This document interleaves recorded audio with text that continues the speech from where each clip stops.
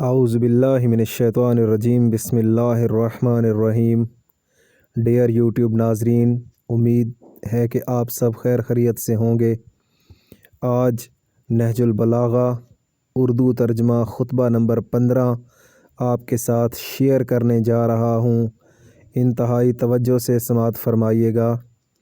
مولا کائنات نے یہ خطبہ تب فرمایا جب اس موضوع سے متعلق کہ آپ نے عثمان کی جاگیروں کو مسلمانوں کو واپس دے دیا۔